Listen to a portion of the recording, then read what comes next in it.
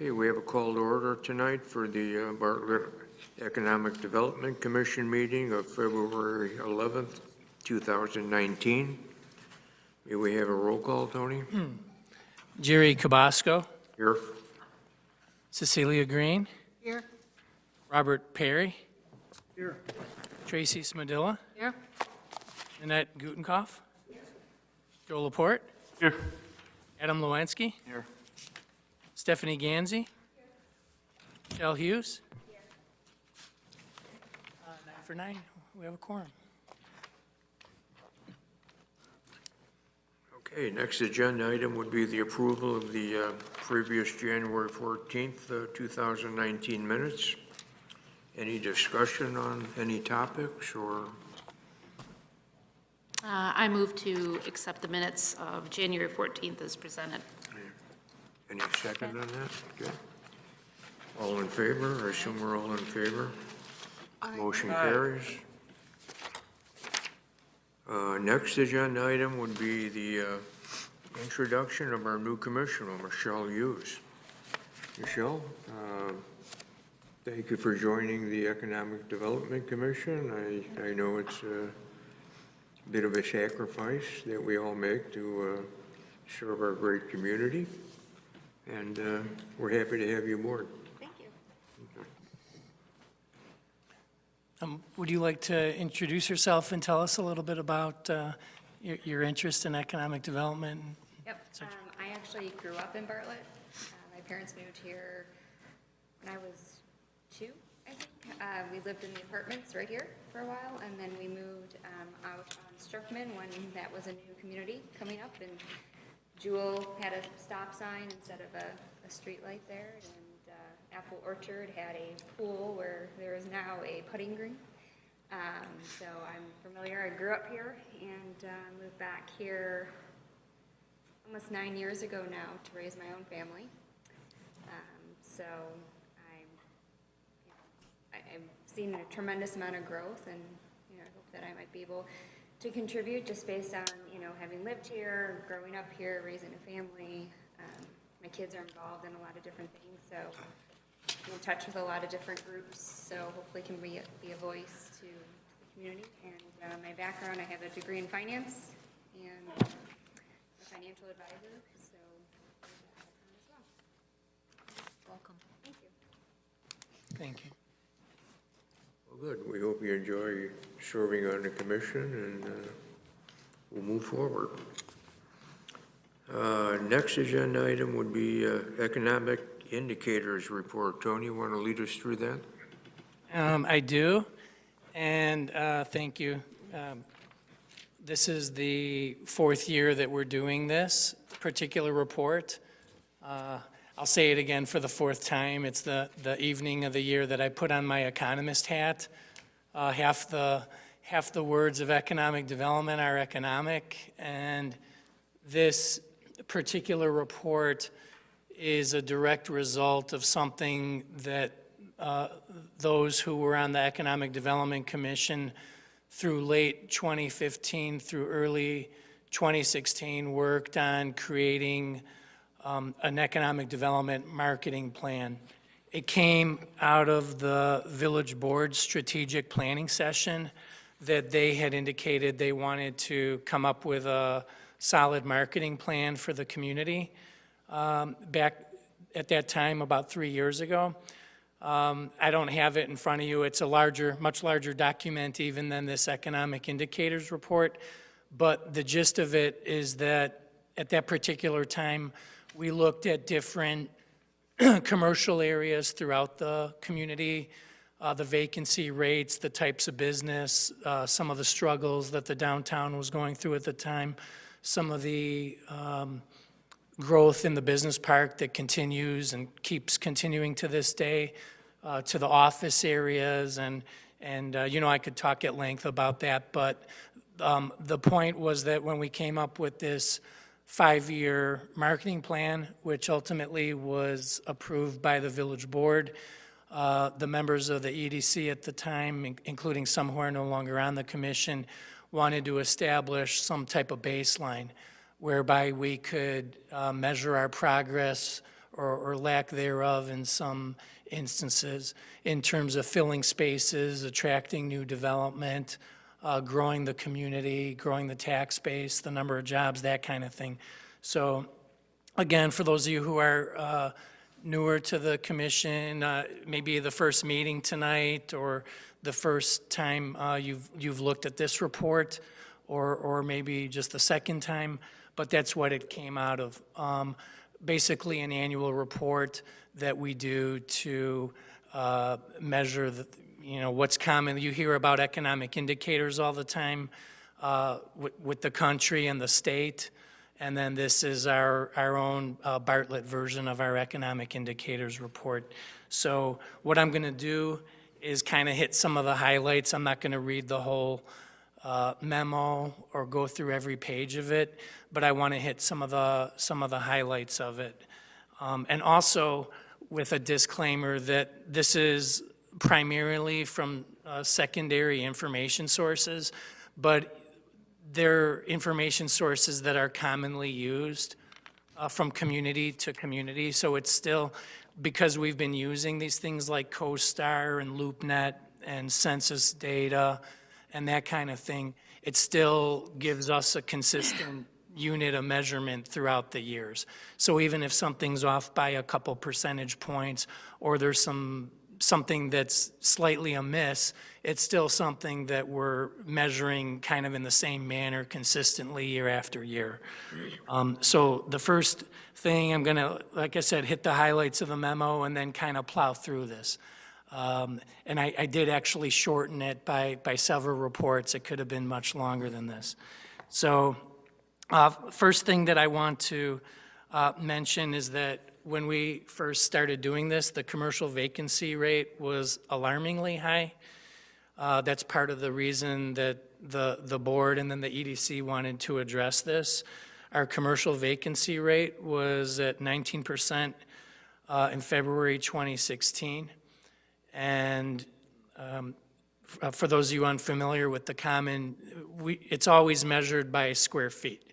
Whatever town, state, country, whatever you look at, it's not measured by number of businesses versus number of vacancies.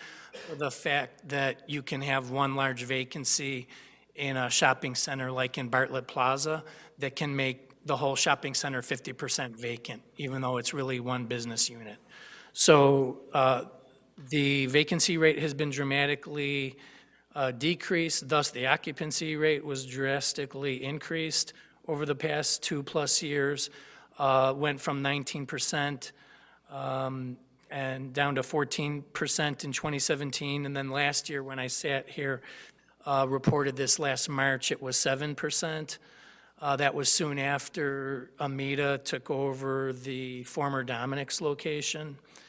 As of this month, the CoStar has the village vacancy rate listed as 8.2%, which I want to also add is considered just a healthy, normal 10% or under, 11%. You start getting alarmed when it gets into the teens.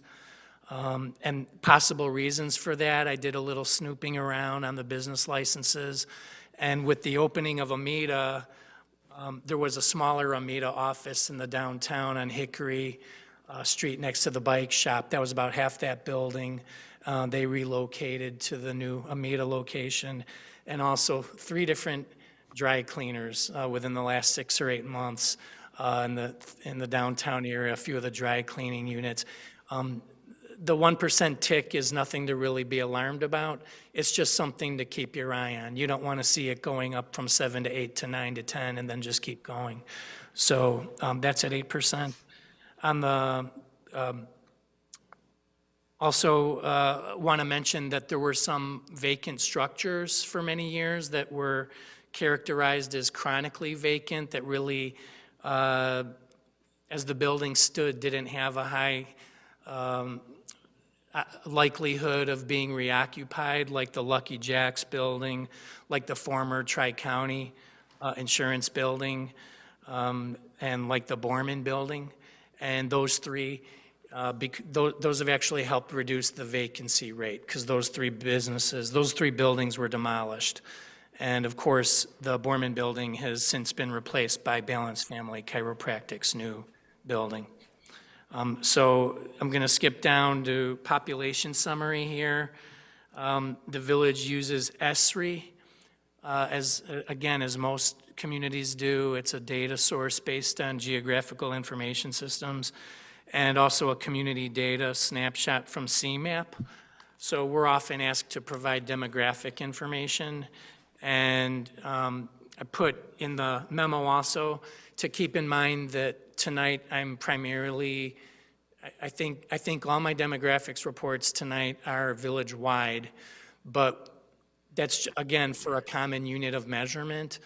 But typically when a business like perhaps O'Hare's comes in, or an industrial business, or somebody on Route 59, they're more concerned, maybe a little less concerned depending on the type of business, with the village's like political boundaries, so to speak, and more with trade areas.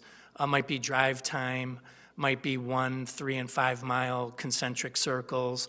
They're more, typically businesses are more interested in their trade area than village demographics, but that's our common unit of measurement, again, that we keep looking at. ESRI estimates the population, just really I'm going to characterize it as unchanged. Their estimate is 41,425, whereas the last census was for 41,208. It's our staff opinion that that's more or less accurate. There haven't been a lot of new housing units. We are looking at a few new housing units. Bartlett Point West has recently been built. There's the potential of an apartment building on Site E in the downtown, and some other scattered locations through the town have possibility for further residential development. But we're holding pretty steady in that 41 to 42,000 population range. ESRI and CMAP both have the village's median household income at about 100,000 even, with a per capita income of 39,000. And that's higher than many of the surrounding communities. And again, it's considered, a solid middle-class type of demographic when a business wants to look at median household income. That's right in the range. Daytime population has remained a challenge. As you've heard me say here at the meetings many times, ESRI estimates about 9,400 workers in the village and 19,000 residents present during daytime hours for a total daytime population of 28,000. I obtained a report from something called Jobs EQ, which has more up-to-date and better numbers, and I believe more accurate. It shows the daytime population of jobs at 12,661 as of third quarter of 2018. Later on, I'll go into the reports pretty soon, but the Census Bureau, when they do the economic census every few years, randomly throughout the communities, they have a tally also for how many people live and work within the community, how many people commute from outside the community into Bartlett, and how many people who live in Bartlett commute to outside the community. And you could see that it says 22,000 people leave the village of Bartlett for work every day. About 7,400 commute inside to the village from outside. 7,400 work and live in the village, and then 6,200, 6,300 from outside. It's still a net loss of about 15,800 people per day. The two things I wrote to keep in mind is the Census Bureau stats are always a few years old, so they don't take into consideration all the new job creation in Brewster Creek Business Park. And number two, it is characteristic of Bartlett that's traditionally been a bedroom community. It's not known as a big office area or a big retail commercial area, but that's something that those metrics have been improving year over year as we look at this, primarily driven by the new jobs and investment in the business park. Racial, ethnic breakdown is still primarily white alone, about 78%, 14% Asian, 8.6% Hispanic.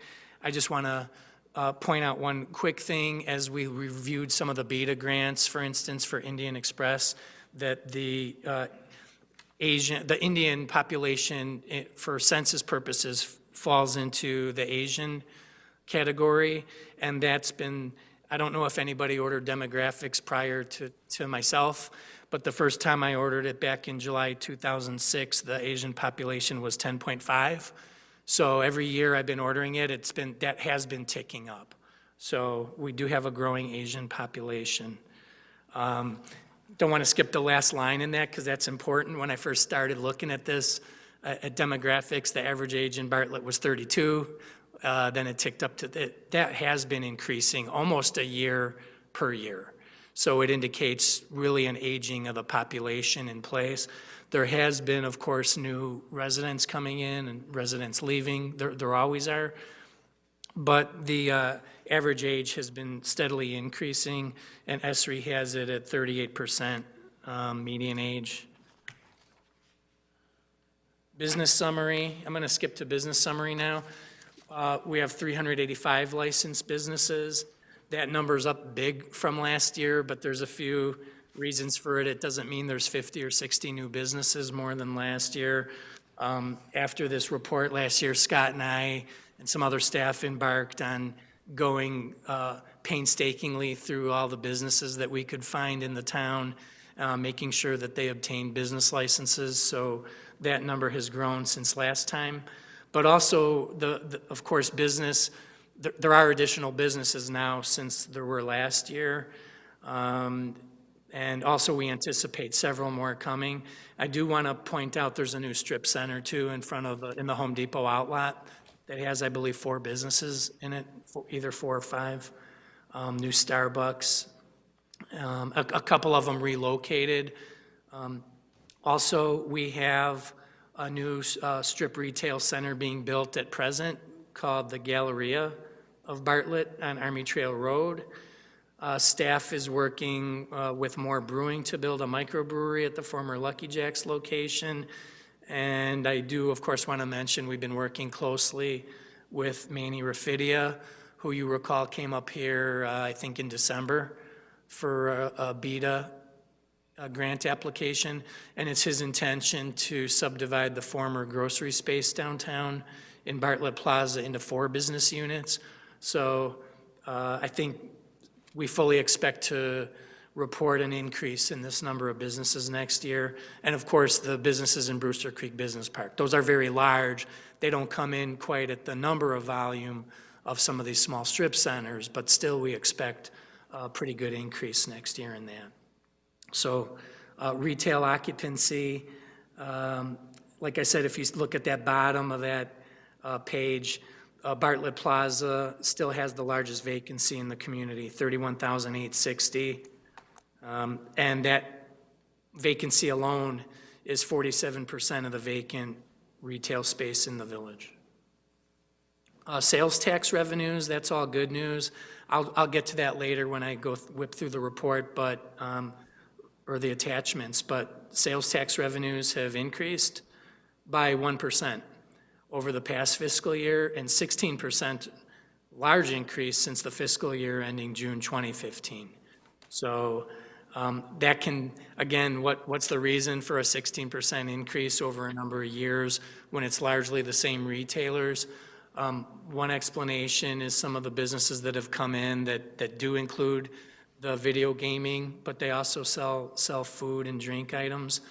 And also, honestly, the sales tax volume has increased with some of the existing businesses. For instance, Barrington RV, last time I spoke with them, they had some lean years of RVs not selling as much as they used to, and that they're back selling quite a few.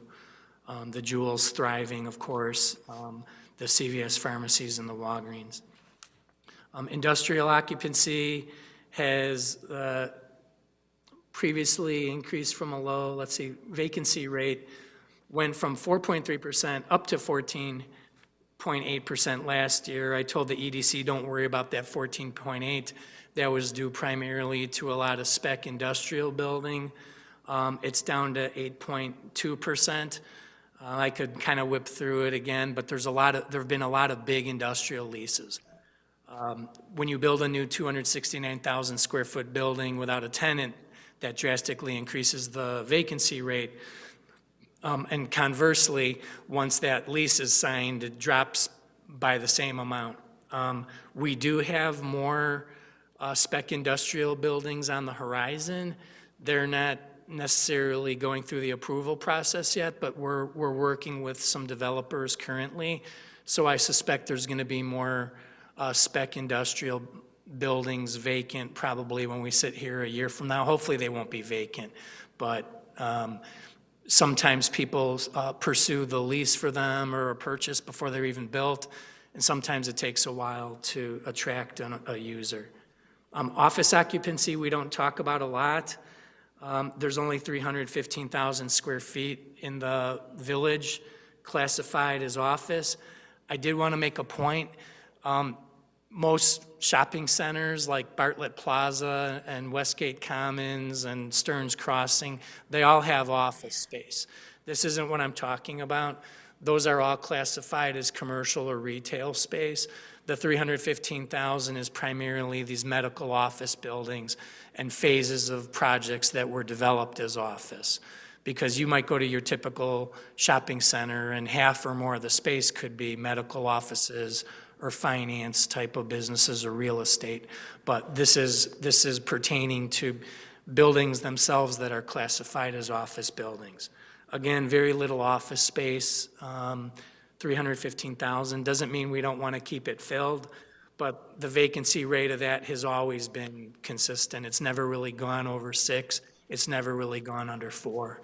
The village is very diversified, doesn't have any one big office. So it's not like one office is 100,000 square feet and they might leave. It's a bunch of small offices. So that's been pretty consistent.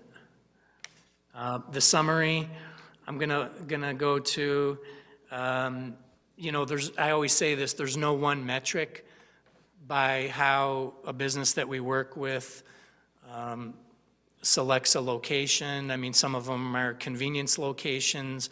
Some of them depend primarily on high traffic counts like drive-through coffee places. Some places are total destination businesses that don't, need a high volume corner location. Others are bars, grills, restaurants that we have a growing number of in the downtown area in particular. So I just wanted to mention that we send out different types of demographics reports before I go through all these. Rarely do we do, of course, attach something like here's the whole village demographics, but typically they're looking at drive time or radius rings around a certain location. Or maybe even something like how many senior citizens, how many vehicles, value of homes in an area. I've probably heard dozens of different types of metrics that businesses have asked for. There's so many of these, but I'm going to start going through the demographics reports, and you'll see as I go through these that I've highlighted some of them. Again, it starts off with median home value, median household income. You're going to see consistently estimated around 101,000. ESRI has median home value here at 289, which is higher than some of the other reports that we have attached to here. There's one. I'm on the ESRI community profile where it breaks down households by income. It's hard for me to see what I've highlighted, but some of them on here just show that over 26% of the households are lumped into that 100 to 149,000 income range. Moving down a little bit, it shows that the highest percentage when it comes to home value is in that 300,000 to 400,000 range at 27%. And again, average home value, just like income.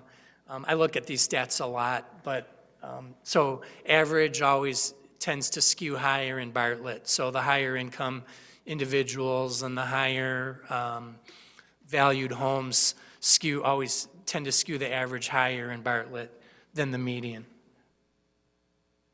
Onto the next page, I did highlight something I found interesting, that the 18 and up population is up to 75%. Again, when I started looking at these statistics back in 2005, it was in the high 50s.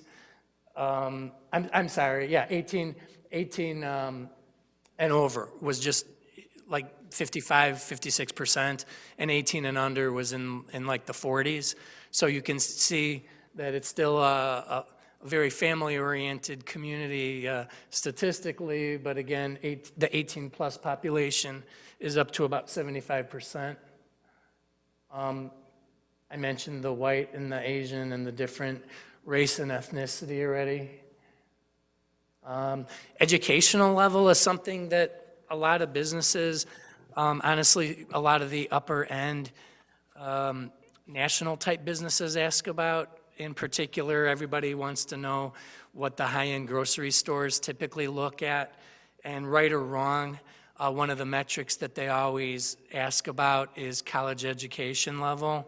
And again, that's been growing in the village. And I want to point out that it's not that 31% of people total 25 and older are college graduates. It's the 31.7 plus the 12.6. So when people ask what percentage of the adults in the community are college graduates, it's 44%. It's not that 31% number. And then the type of jobs, 71%. This, later on, we'll get to the types of jobs that are within the community, which are not primarily white-collar positions, but in terms of the residents of the community, the employment's about 71% considered white-collar. I kind of get a kick out of these tapestry studies. We once had somebody come in here and present for about an hour and a half a tapestry segmentation study to the village board. I'm not going to go deep into it, but they have these terms like soccer, soccer moms, savvy suburbanites, professional pride, and then each one of those, if you want to go look it up, it kind of describes different lifestyle elements of these different tapestry things. And I remember when we got that report, I was like right in it. I had just bought a minivan, had 2 kids, and I forget what the tapestry segment was, but it was the name Suburban was in it. I remember that. What's the 4A, 1D, 1B reference to? Oh, they have like, I think they have codes for them, and Okay. it's just, yeah. Their codes. That doesn't mean a lot. But I don't know if they do rankings for them or anything like that. But it's just always something I find kind of interesting, how they try to lump your population into these different segments that have these characteristics. But a lot of times you'll find that the people you know, they have those characteristics where they're heavily involved in sports or they support the arts in particular, or whatever the case may be. I'm going to skip through more of these demographics and income profiles, but still mentioning that it's something a lot of businesses look at. And then here again, boy, that's hard to read, but the 2 that I merged together in the lower left of this particular slide is income. I had mentioned that 150,000 to, what is that? Oh, between 150,000 and up to 200,000 plus is 25% of the community in terms of income. There are some businesses that cater to higher type of income. this is the kind of thing that you might show to somebody like Starbucks when they come in, but they typically have it already when they come in. But there are a lot of businesses we work with that don't have access to demographics reports, so we typically provide them at this point. We have for quite a few years. This gets into SIC codes. And again, I'm not going to flip the view on it, but this ESRI has it still estimated at 9,400 daytime workers within the community, which I know is too low. We'll get to a report later on that shows a more accurate number. Maybe I should. Whoops.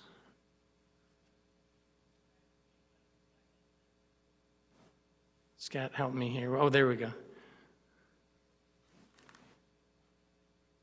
I'm trying to flip the view.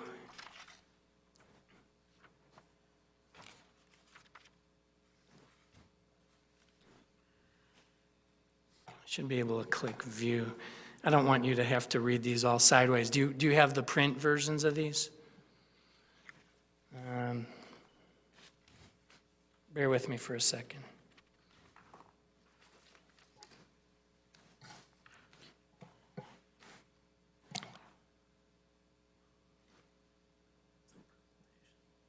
Yeah, that's okay.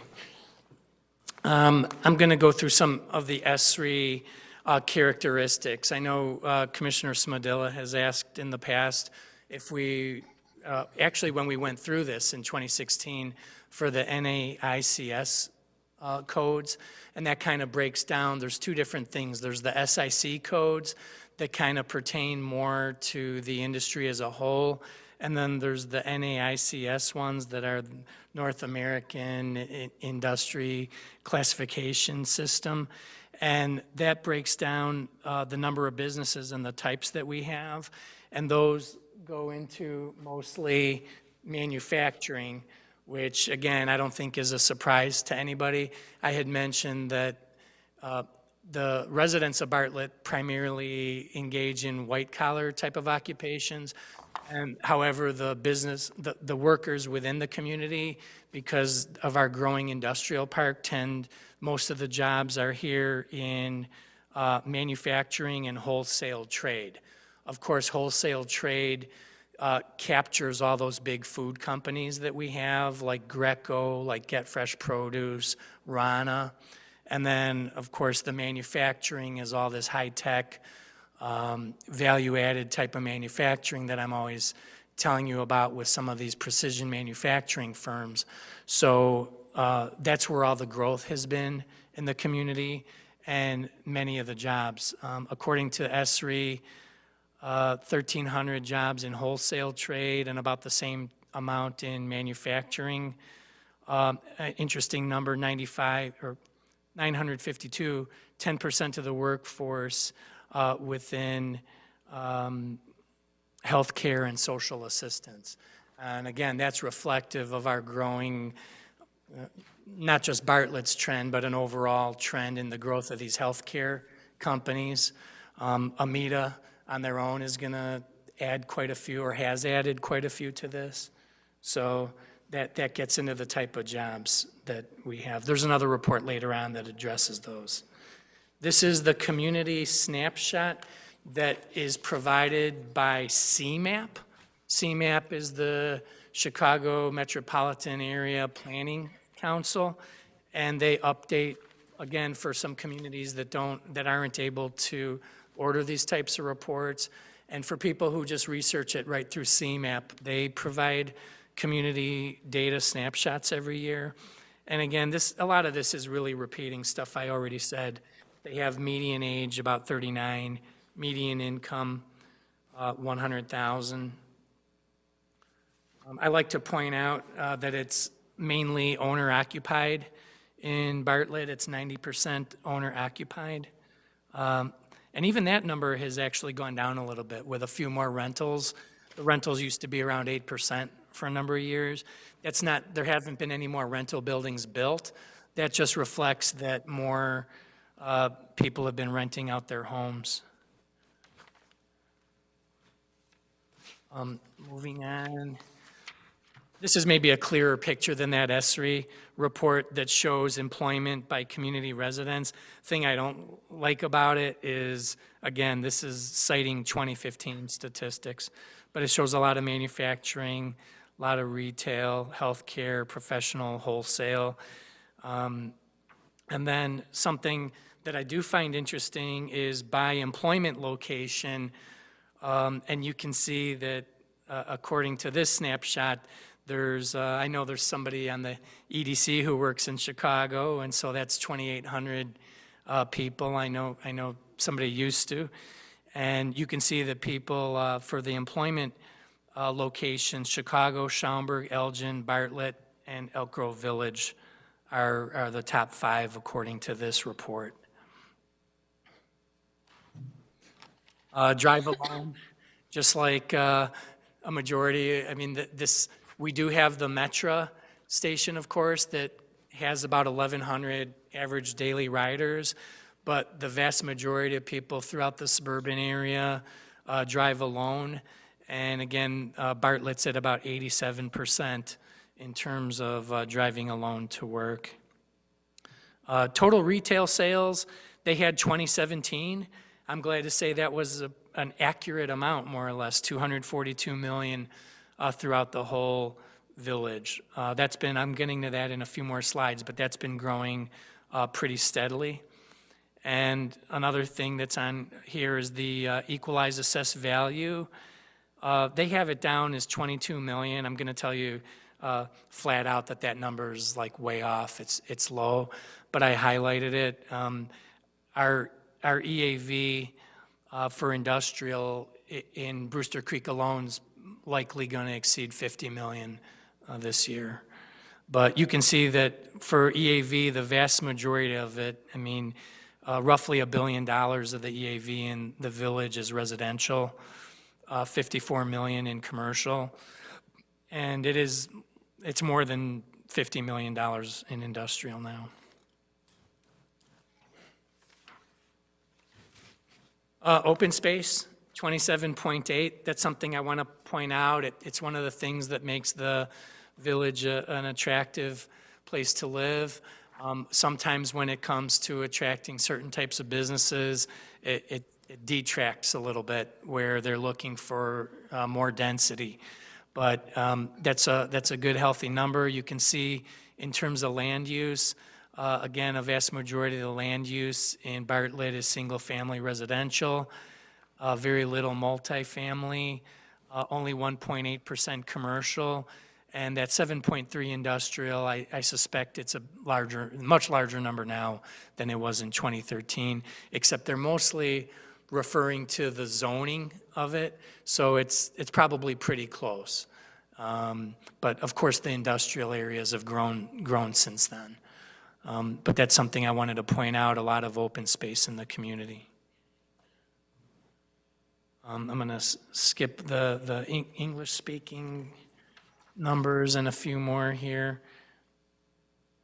And then page 8 of the community snapshot, again, shows here that I had mentioned that a majority of the housing is single-family in the village, and single-family detached in particular, standalone single-family homes, 71%, attached single-family homes, those are more like townhouses, 16.2%.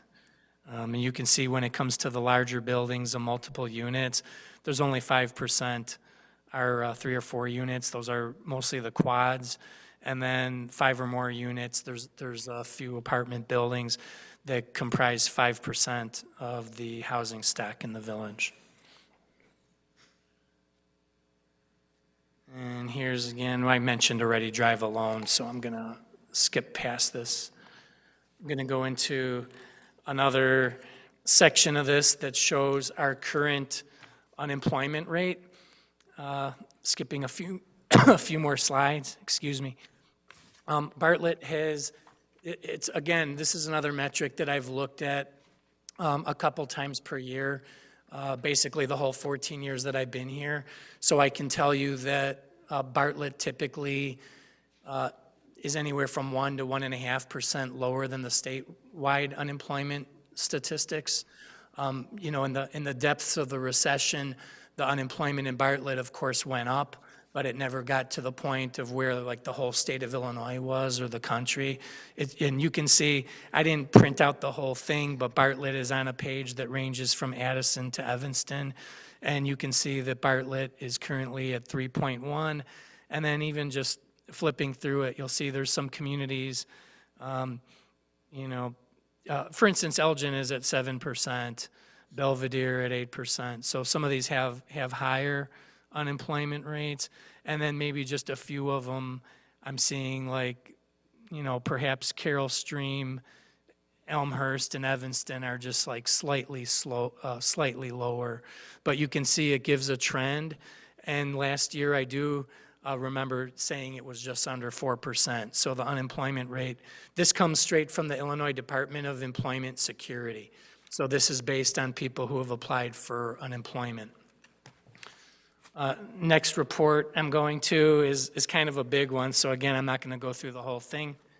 It's an economic overview by something called Jobs EQ. The one main thing I wanted to point out in this report was that their employment trends have more up-to-date and more accurate numbers. 12,661 people employed within the village as of third quarter of 2018. And this again is more reflective of taking into consideration some of the jobs that have been created in the business park, whether they moved from another community or whether they were maybe establishing their first Illinois location, or in many instances, existing businesses like Rana, like Get Fresh, like Greco, that have continued adding to their workforce. So much of the growth has been from our existing businesses. And that number, like I said, I think that's a more accurate number, 12,661.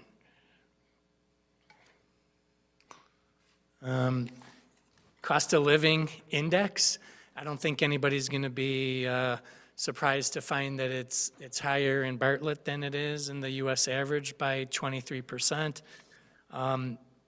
That's, again, 100 is based on the U.S. average. That's not, in this area, it's not necessarily unique just to Bartlett. There's a lot of Illinois communities that skew higher than the national average, but that's something I still wanted to bring to your attention. Industry snapshot, I kind of covered that. These are some of the statistics, again, that back up the industry snapshot, and they get into the NAICS codes. Again, I like these statistics better. They're more accurate. They're more up-to-date. They show 2,500 jobs, basically in support staff and waste management, remediation, educational services with 1,500, healthcare with 1,000 jobs. These numbers are actually a little lower than ESRI's when it comes to manufacturing and wholesale trade, but I suspect some of these 2,400 jobs that they characterize maybe a support and waste management. Anyway, that's under NAICS code, but this gives you a good feeling of the types of businesses that are within the village of Bartlett, operating mostly in the industrial parks. This continues the same type of thing, but it also breaks it down to show you the average wages. And you can see education, training, and library is a big one in Bartlett with 1,100. This is just like a continuation of the previous page. Moving right along, got a few more slides left. Occupational snapshot of Bartlett. These are, again, showing administrative and office jobs, 1,695, production, 1,224, and a big one here. This is one that's going to keep growing in the coming years as we work with more companies that specialize really in logistics.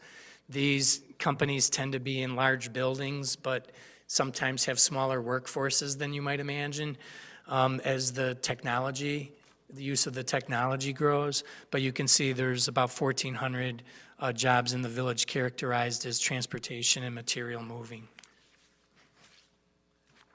Want to hit on this too. Industry clusters, we talk about that a lot. I wrote in here some of the automotive type of, some of the big businesses that are here in the auto supply chain. Because frankly, when I saw this a few years ago, I was surprised that the location quotient for automotive was so high in Bartlett. It's not the first thing that comes to mind, like the food cluster might. Auto-related, 2.04. When they talk about the location quotient, again, that's, you're basing it off of like the entire country and just saying Bartlett has 2 times as many auto-related jobs as like an average community would. And that's because some of our largest employers here in the business park, Midwest Molding, Auto Truck, Flexonics, one of the oldest, biggest businesses in the town, is characterized as an automotive type of use. Win Here Brake Parts is a newer business that came in within the last year and expanded. First, they leased half of a 269,000 square foot building. Then they quickly leased the other half. So that's one of our biggest companies now. You can see their sign right when you're driving along Stearns. Getting near the end here. Educational level here, I already touched upon. This is something we've had some nice public relations about, and it's something, quite frankly, as it becomes better known, it's something that I'm not going to say we bring up with every prospect that we meet with, but it comes up quite a bit. There are some bigger industrial type companies that move from areas where the management feels that if they have multiple shifts, they feel that their workers don't always feel safe maybe around the neighborhood of these older industrial areas if they're coming or going at midnight. And one of the things that that quite frankly, the last few years, as more and more of these websites have promoted and compared the safety measurements of these communities, it's something that I like to bring up. Just, again, it's a point that certainly helps. It doesn't hurt at all. And it's something that some of them, it's a very important aspect for them, is they want to be in an area where they don't have to worry as much about being victimized by crime or theft or their employees coming and going. So kudos to the police on that. That's been something that I've brought up more and more lately as we've met with prospects. So I didn't want to overlook that, one of our best selling points. This, again, I told you, is kind of an older map. These numbers, they come out of the economic census. I don't know how many of you have received one of these, but I did about 2 or 3 years ago. It asked me about hundreds of questions about where I work, what direction do I drive, how long does it take, how much do I make, just like a lot of real, fairly intrusive type of questions. But what it results in is an economic census. And this doesn't come purely, this particular one doesn't come purely out of that, but it comes largely out of that, where they attempt to measure the travel patterns of people for work. I don't want to harp on this number because it's from 2015. It's the same one I showed the EDC last year. When that gets up, that's supposed to be updated this September. I looked it up. When I get a new number for this, I'll bring it without this whole long report. I'll just say we have updated numbers, and here they are. This one I did find interesting, and I didn't include last year, is the direction of people traveling. But I mentioned it earlier. You can see it skews eastbound towards Chicago when it shows the direction of people who are leaving the community for work. Back to the SIC. These are official numbers, so this comes from the State Department of Revenue. And I want to, again, quickly say that you can see that the main sales tax receipts for the Cook County portion of the community are from drinking and eating places. So thank you to our eating and drinking places in Cook County for generating a bulk of the sales tax receipts for Cook County. You can see that the number of eating and drinking receipts are fairly comparable in Cook and DuPage. The big difference being food sales from Jewel in particular gives that large number for DuPage County. Stuff like automotive, lumber, basically it shows you that most of the shopping in the village is in DuPage County. And I just wrote in there that the total sales tax receipts are just about 3 times higher in DuPage County in Bartlett than they are in Cook, 2.91. These are the actual numbers, and I'm going to kind of go right to the end of this and report that I went back from 2010 on this one because I recall when it was kind of a big deal in fiscal year 2012 when Bartlett exceeded 200 million in total sales for the first time. And you can see that now we are knocking on the door of 2.5. This is based on fiscal year, so you can see these are numbers that went through last June. Again, I went back and I saw, okay, in June 2011, it was just under 2 million sales tax receipts. Then it went over 2 million. Then another year of 2 million exactly. Then another year of 2 million exactly.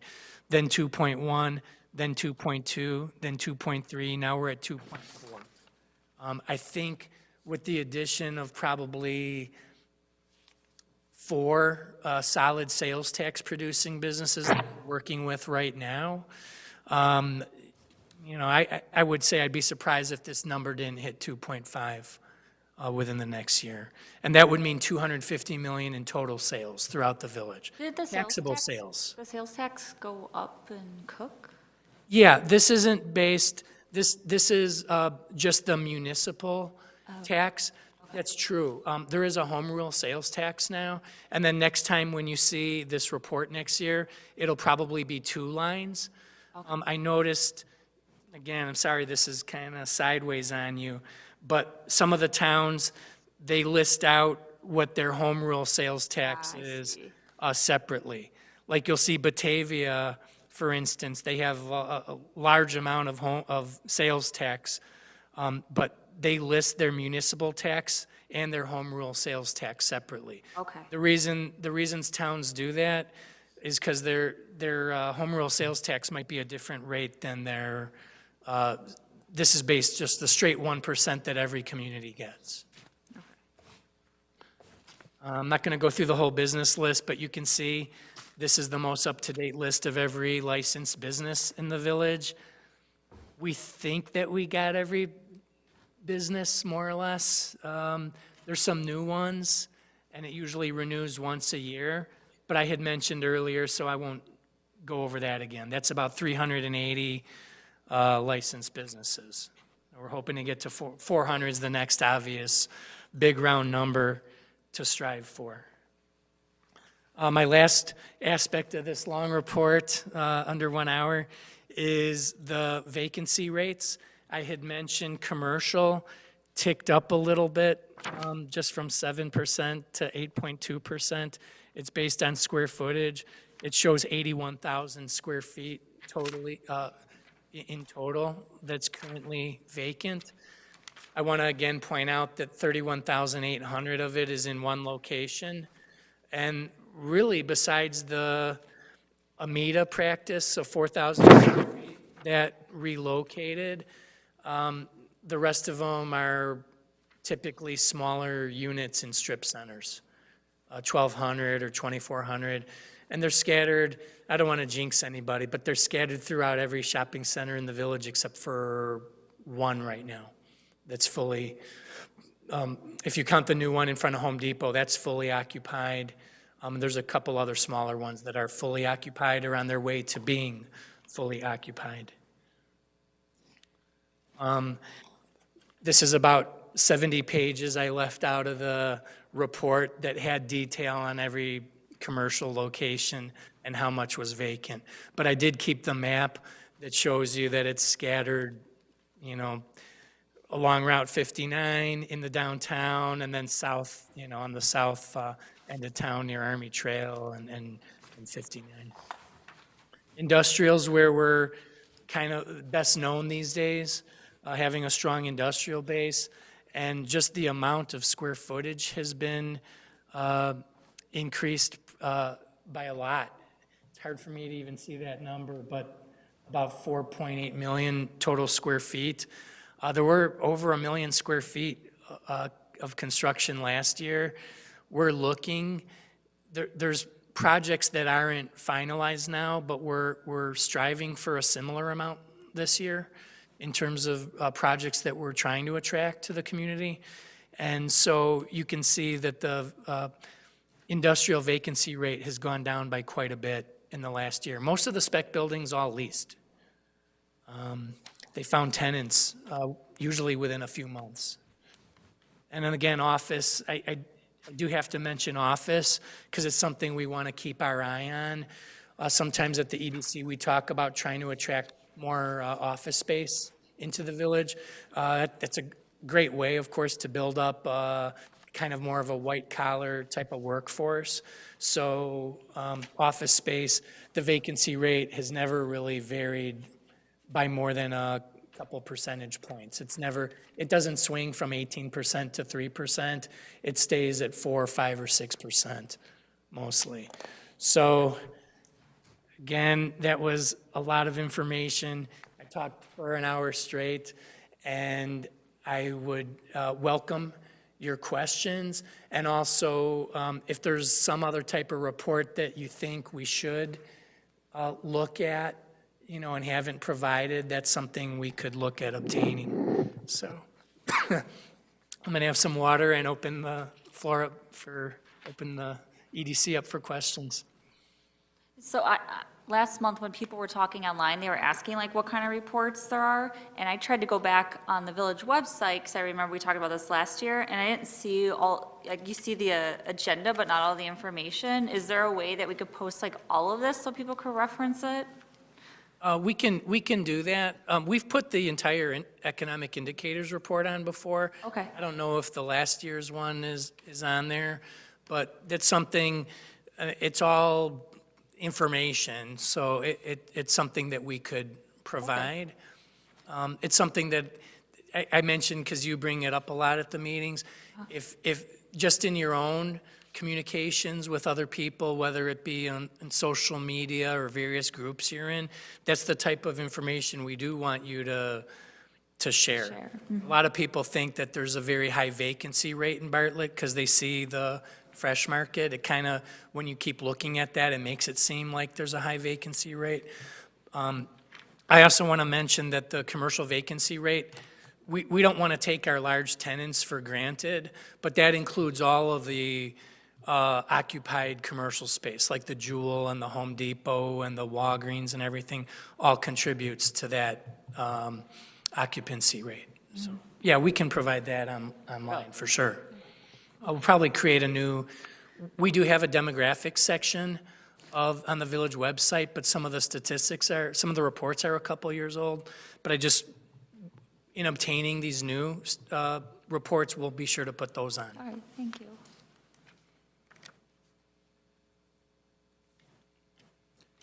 How do towns combat an aging population? You said every year we're adding by one, probably not a great trend. But what has been used by other towns to even address this? Really one word, apartments. Newer rental units can help attract a younger, I don't want to just characterize them all as more mobile, but kind of a younger demographic.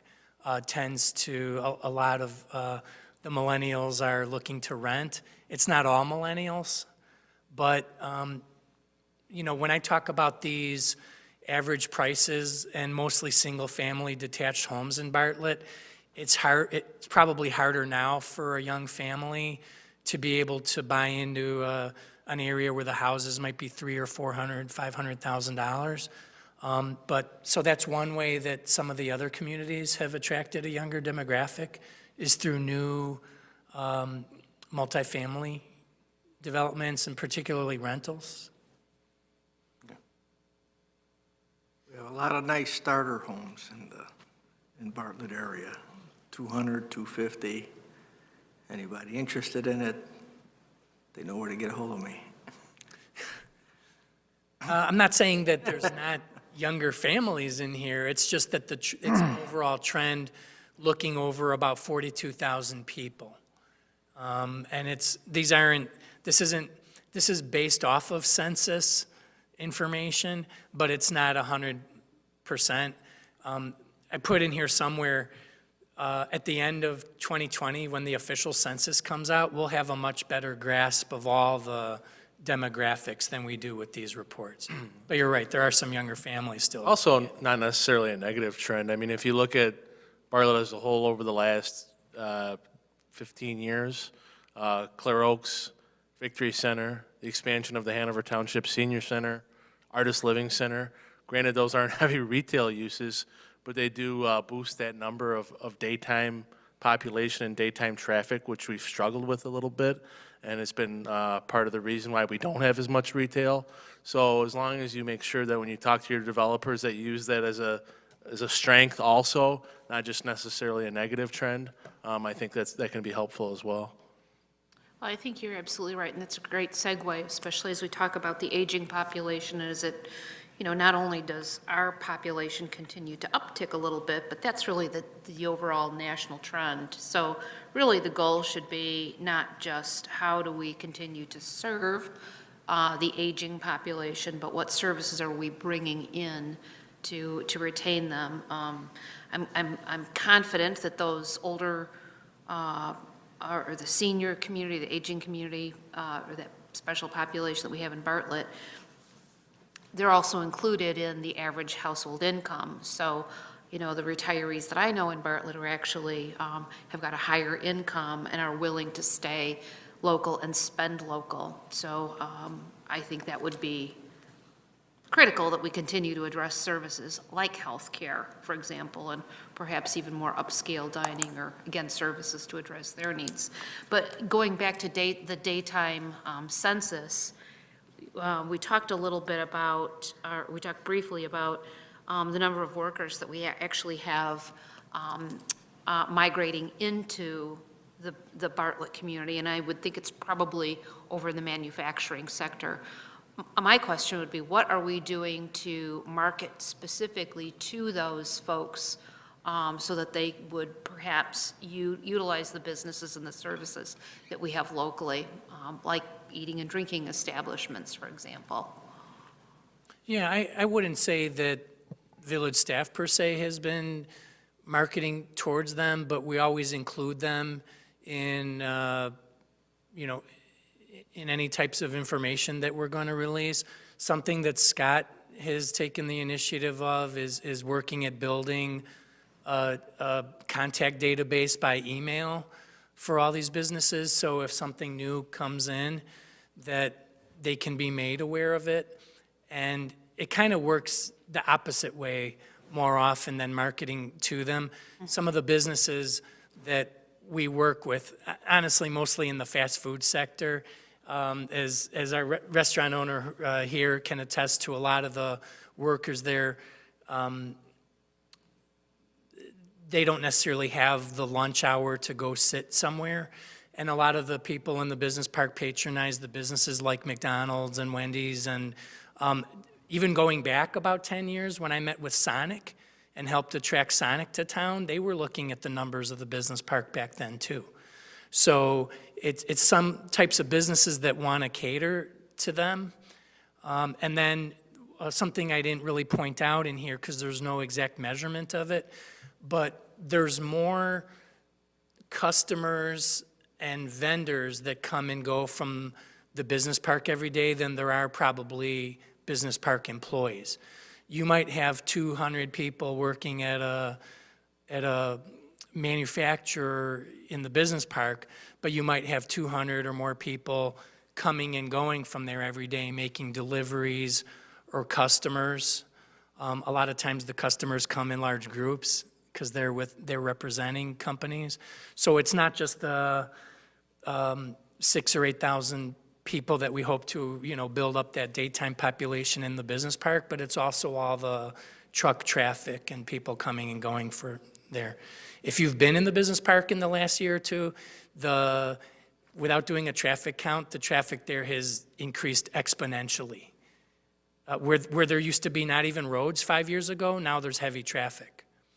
So the businesses might not market directly to them. Some businesses do. I know Bark Avenue does quite a bit.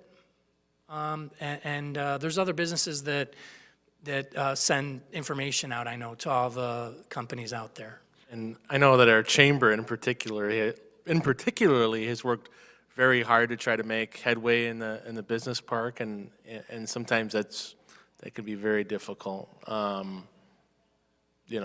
Sure. I just wanted to add that, though. Well, and then getting back to daytime census, obviously it's great that the Amita Healthcare filled the Dominic's space. And again, in my opinion, that becomes a destination for people from around the area to go to the doctors, and then hopefully they'll stay over and go across the street to Home Depot or hit one of our local restaurants for a meal on their, to and from the doctor. Mr. Rafidia, has he made any indication as to what he might subdivide the Bartlett Fresh Market into? I've said for a long time that I thought that would actually even be a viable option for a healthcare provider, in that, again, it becomes a destination for people to actually travel into the downtown area.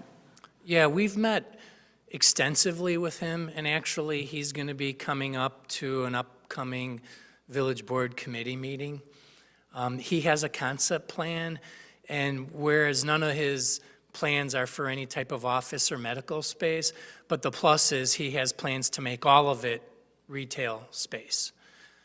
His plans include, or I should say are going to include, the bulk of the space to be used as what we describe as a children's playing type of area, with things like climbing walls and trampolines and what else is there, little dinosaur rides and stuff like that. Out of the 32,000 square feet, that would take up a bulk of it, like over 20,000 square feet.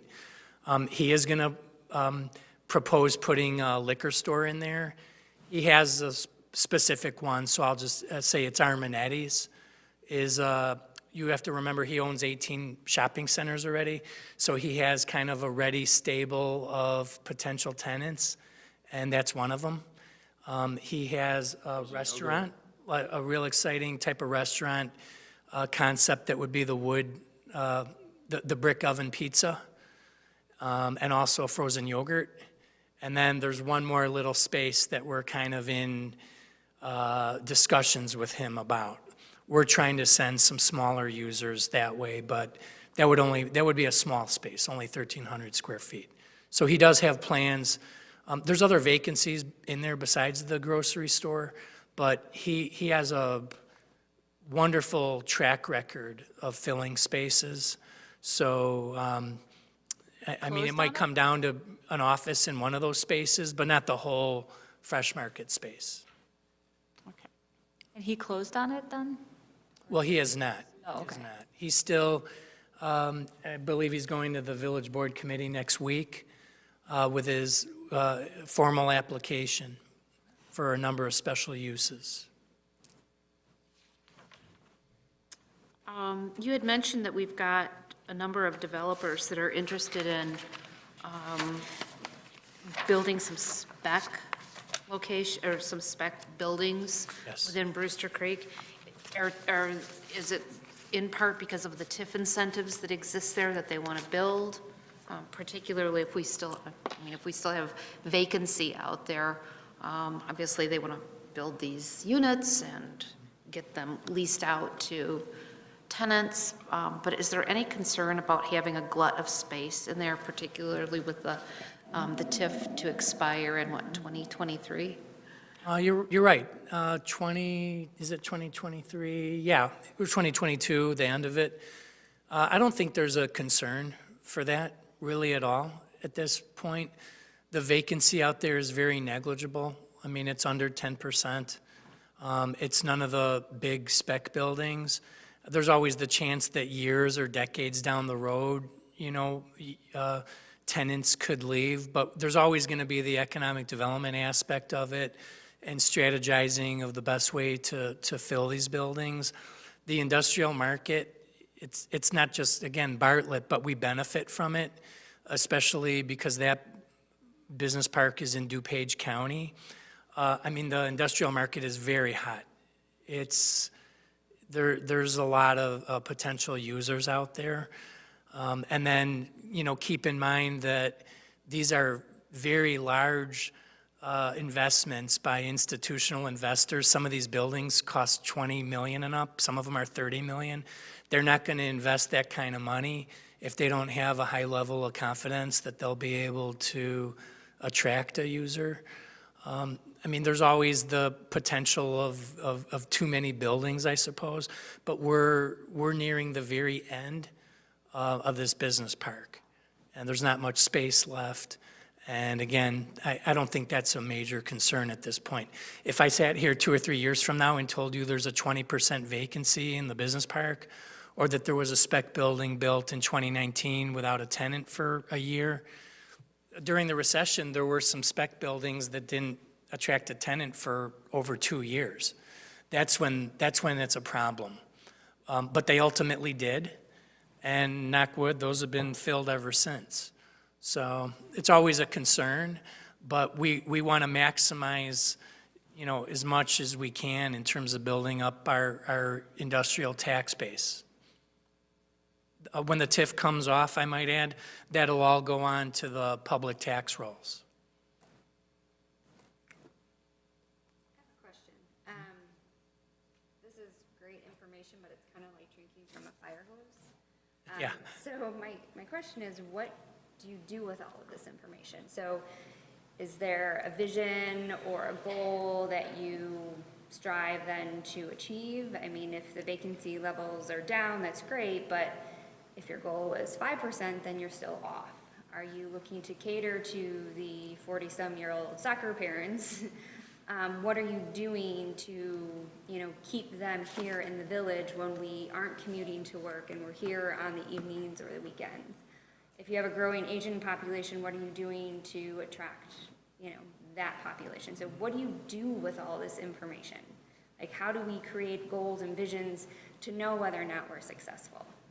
Yeah, that's part of what this is, reporting on a goal and vision that was already set several years ago.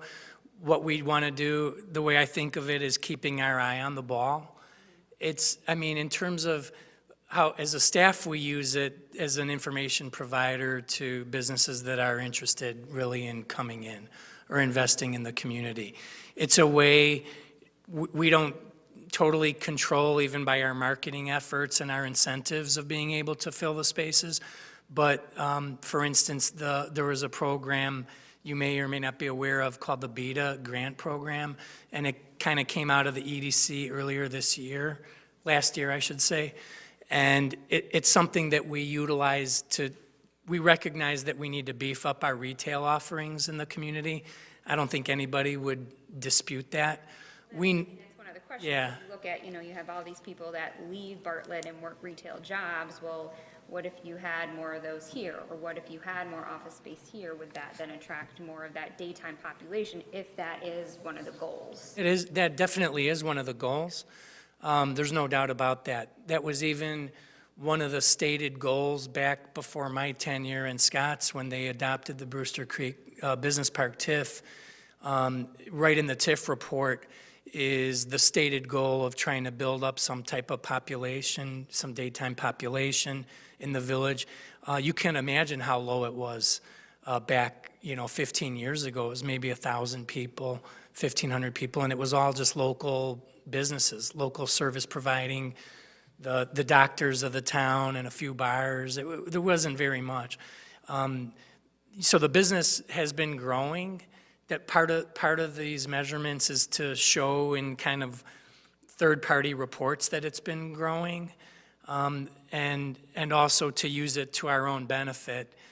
For the EDC, occasionally, who's going to make a recommendation to the board and to take this information into consideration. And also, this does get sent to the board, maybe not in an hour-long presentation, but the board kind of keeps an eye on it too. And we use it the staff uses it, the EDC uses it, and the board uses it for strategic planning purposes. So we can recognize that we do need, to further diversify the housing stock. We've been trying to attract an apartment development to a village-owned parcel. We call it Opportunity Site E at Berthow and Railroad.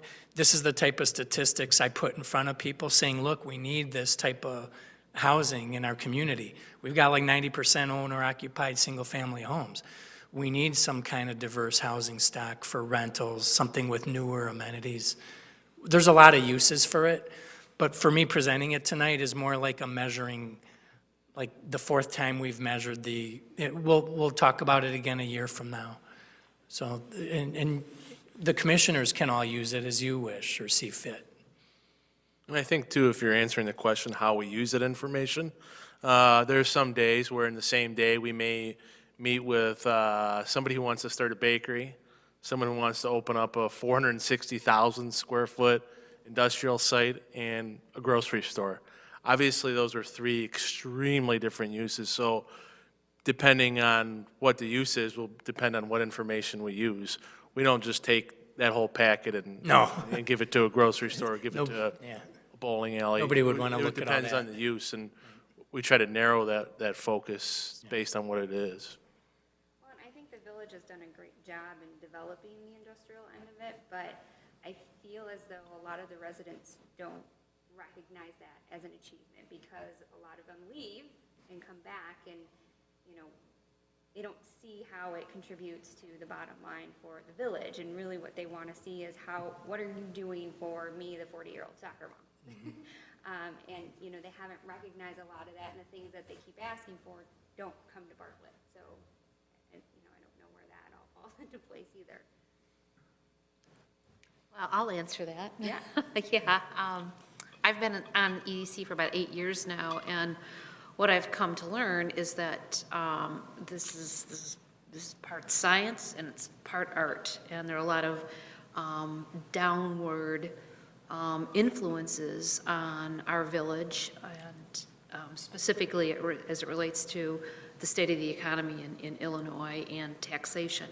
So for Brewster Creek, which I consider to be the crown jewel of Bartlett, in 1999, we had a 1,500 megawatt power plant slated to be out there, taking up acres and acres of land and employing at top 40 employees. So there were a group of citizens that were very vocal against that, got it defeated, and now we have. Wasn't there a garbage incinerator? Of some kind There too was at a one point? landfill. It was, Yeah, I remember that. separate from that, but yeah, that was, that plan was eradicated. But on the space that is now Brewster Creek, instead of having one business employing only 40 people, now our population is about, 1,700, 1,800 employees? Yeah, that's a out good there. estimate. Again, It's very diverse. probably more. So, again, we've got really, I think, a great success story there. But I think you're right. I mean, it does need to be articulated. As it relates to businesses, though, we're one of the unique communities in all of Illinois in that we straddle 3 separate counties, 4 townships. So we've got a very different way of how businesses are viewed, managed, and taxed, and certainly some of Bartlett being in a rural area impacts that as well. I live in Cook County. I always think of our downtown as being probably one of the cutest little historic downtown areas. I don't think that we always market that feature as well as we could, but the bottom line for the Cook County businesses is they're taxed to the teeth, and for some of the businesses and the services and the restaurants and the retail that I think many younger families would like to see, as I had shared with one resident at a meeting, you've got to sell a hell of a lot of ice cream cones in order to cover your tax bill.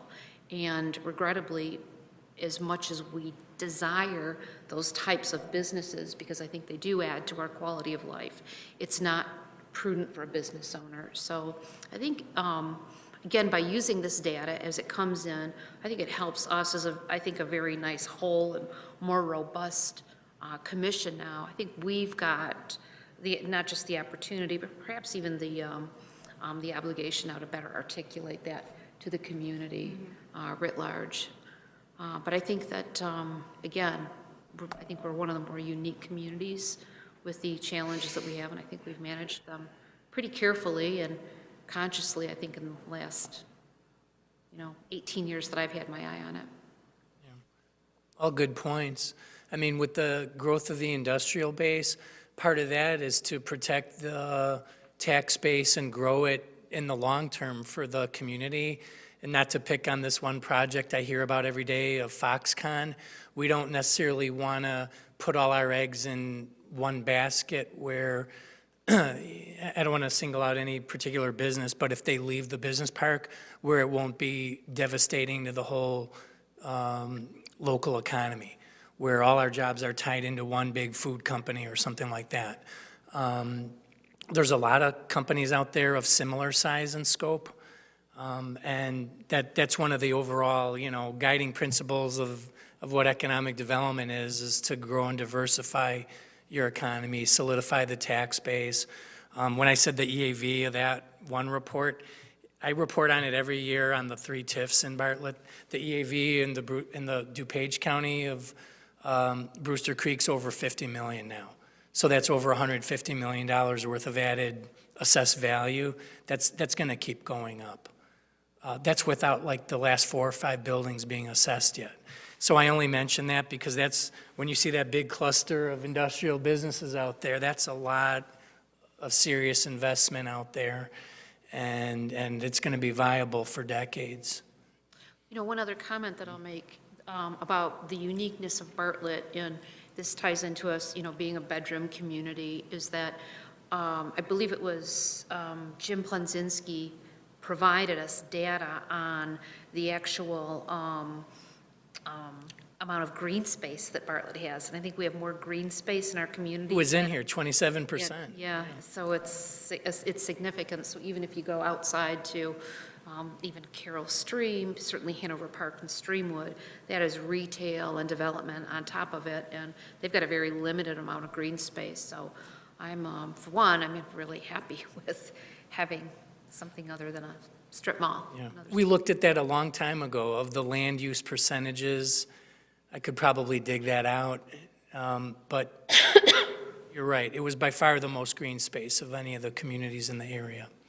Tony, on the question of job opportunities in the village and providing those jobs that are in the village and finding and seeking out people in the village who might be able to get those jobs. Is there a way we can connect finding out what jobs are available? I see a lot of signs in the industrial park. They're hiring. Is there a way we can find what jobs they need and get them and post them in our area so the people in Bartlett can see what the job openings are? Yeah, most of them are posted on normal job-related websites. What we do as staff, instead of posting their jobs for them, is we, even as recently as today, when we were making a pitch to a business, offered to link them with both Elgin Community College has kind of a newer program. They've always had workforce development programs, but they have a new, they call it really a workforce development department. They're more focused on it. There's a big initiative, and we're one of the communities that participates in it in terms of doing a better job of linking businesses with students at the community college level. And by the same token, U46, I'm forgetting the acronym right now, but we were just... STEM program. I'm sorry? STEM program. Not their STEM program. They have a workforce development, like we got some interns through their program. Yeah, Alignment Collaborative. ACE, right? So we don't go to that measure. We don't have the time or the manpower to start listing all the jobs in the business park. But when we have the meetings with the businesses, when we're trying to recruit them into our community, or when they're just frankly coming in saying, we're going to come here, what do you guys got? We put all that in front of them. For a lot of them, it's their main thing. you know, they want to come here because of the workforce. So whereas I see those signs too when I drive through there, there's no central listing besides jobs.com or Monster or whatever they post it on. But in terms of what we can do, kind of a tangible linkage to a workforce development program, that's something we've always done, but the school districts themselves have improved those programs. We've always referred. We had somebody on the EDC for years who I met through Elgin Community College Workforce, George Phillips, and would send many people to him. So we do send people to ECC and to U46. You should be aware that ECC, their workforce development program, goes well beyond the traditional student or student-aged person. They've actually got a newer program for people 50 and older that are either interested in changing industry, getting back into the workforce, or sharpening their skills. I saw that today, yes. I just happened to be looking at that today because we're making a pitch to a very big user that we're hoping to attract to the business park. And one of their questions was, what can we do to help them with workforce development? That was one of their short list of questions. Tony, I know this is in the very beginning stages, but you said there's a person interested in developing office space in a build-to-suit project. Can you tell us what general locale they're looking at, downtown? It's probably it is too early for me to get into specifics, but they're looking at Route 59. 59. Yeah. Yeah, they're not looking at, it would be a ground-up development, and they would need more space than what would be available in the downtown. Yeah, Route 59. Another project I hope to tell you about here when the weather's warm.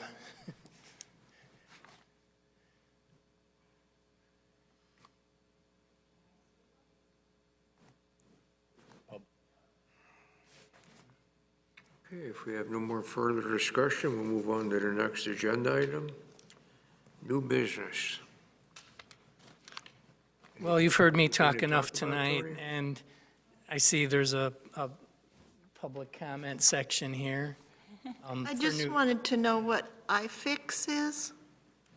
iFix is going to be one of those small electronic gadget, primarily a phone repair business in Devon Prospect Plaza. And next to that is a new business that opened that is a lice removal business.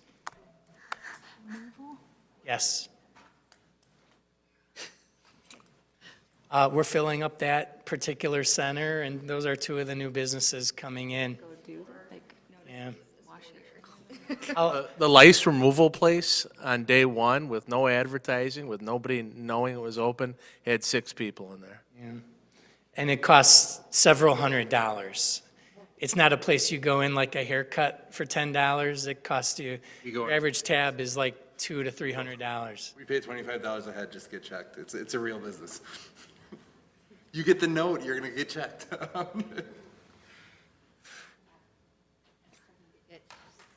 Yeah. See? Now go get checked. I'm not itchy over here is the point. Okay, we have some public comment now. Hi, everybody. I'm Peggy Yours. from O'Hare's Pub. So my curiosity is with the train, and so that is central to downtown, and some people see it as a deterrent, some people see it as a positive. I think because you can't cross over, and they don't even know that there's a crossover right by the onboarding building. So I'm just curious if there's any other things going on around the train getting on board and off board together, or having some type of way to cross over the tracks besides at the light. And the one little place, you know where I'm talking about, right at the west side of the building, people don't even know you can cross there. So anyway, I'm just wondering, we hear, Commuters know that's the only spot we can cross, but we have to get off over here, walk to our car all the way over there. Yeah. And drive all the way around again. So where I'm at, they're drones, everybody's just getting to their cars. So we're talking about a lot of space outside of downtown. So of course, I'm interested in downtown. What's going to happen with that? But the train is so integral to everything to maybe make that a little bit better. So Like just an curious. over, like a bridge over, or what? I think especially at the offboarding, because it's a block further away, that would even help. Like, I thought about even advertising on those signs that are all there, which are very expensive, but you can't, why bother with that? Because they really can't get across, It's not too bad where I'm at, but there is only one spot where you can walk across the tracks if you're not crossing at the light. So I do think that people would consider it more walkable if there was something else that they could do, like a bridge. A few times a year, we do some rail safety education awareness. We could beef that up. As far as onboard and offboard condensing, that would be in the millions and millions of dollars. So at this point, Metro about getting them to somehow pitch in. I know Mayor Rodney Craig. probably about over a dozen times. Yeah. I know one of our projects a few years ago for the EDC was to try to come up with ways to delay people from running to their cars as soon as they got off the train and to do things downtown. And basically, our conclusion was, you really can't. They're focused on getting home, and as many special events as the one group I was in, the downtown business group that did special events every month to try to attract those people, finally just had to say, it's not working. Well, I think that's an accurate portrayal, but one of my rebuttals would be 24 months ago, we didn't have O'Hare's. We didn't have a potential developer refurbishing Bartlett Plaza and looking at additional outspace. We had two dilapidated buildings to my right that are now both down, and one of them is a new TOD plan in Dr. Ackerman's building. Right. We didn't have the Bartlett tap. It was out of code and not functioning. That's going to be soon a new restaurant. We had Lucky Jack's. That was obviously out of code, not functioning. That's also going to be a new restaurant. So I think the notion of people getting off the train and actually consuming our goods, I think might be coming to the surface and could be a Yeah, reality there might very be soon. more to attract them now.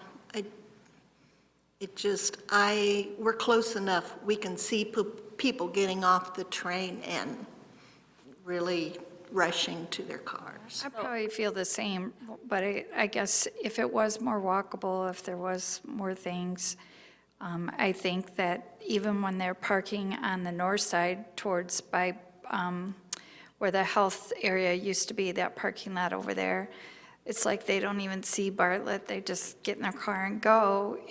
But if they could walk easily across the track, they might come see us. It's just my thought. Just wondering, but I get it. We could also do some additional mapping online and show people the best walking route and things like that.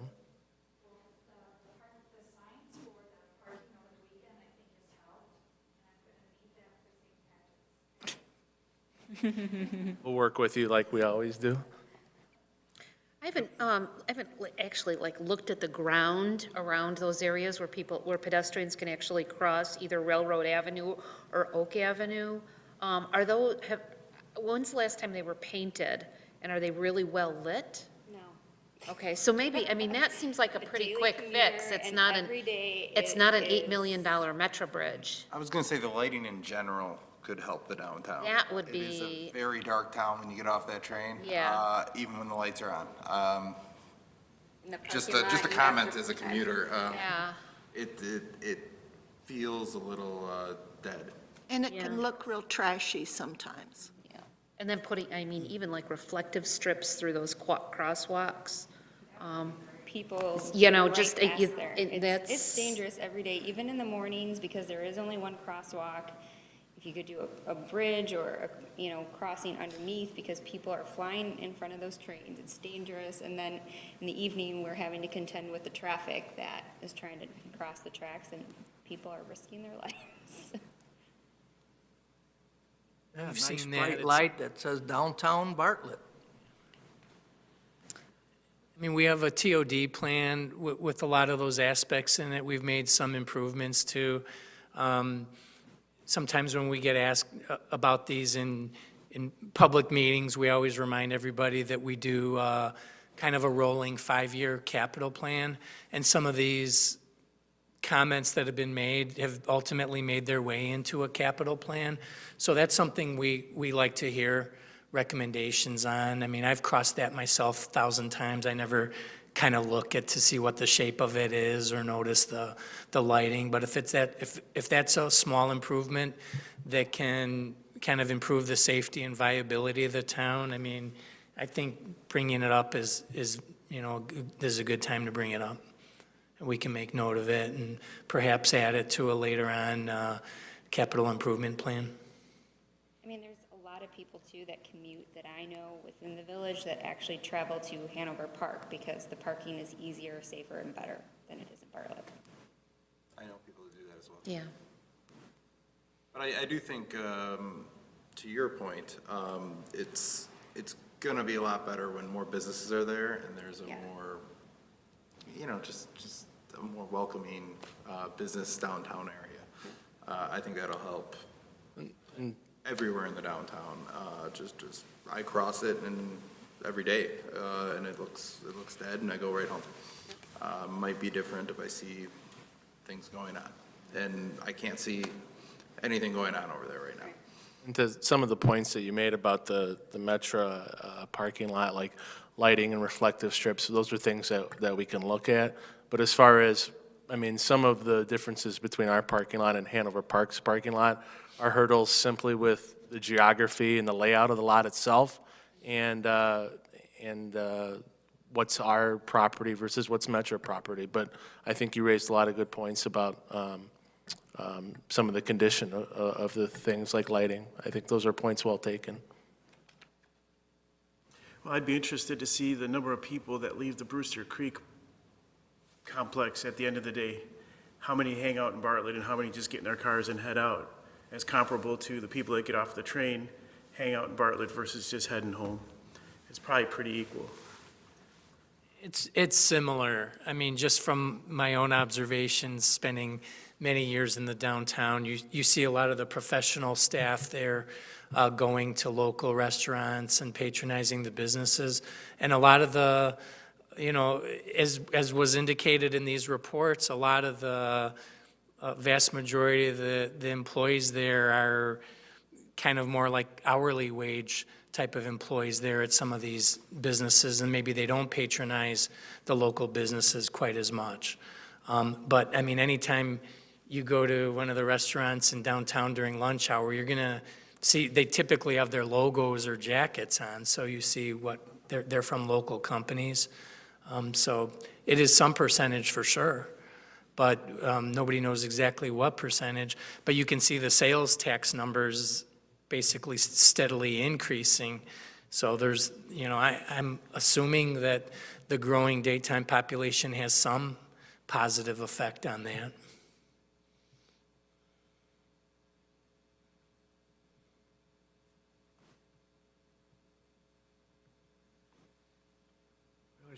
Seems to conclude our discussion on new business public comments.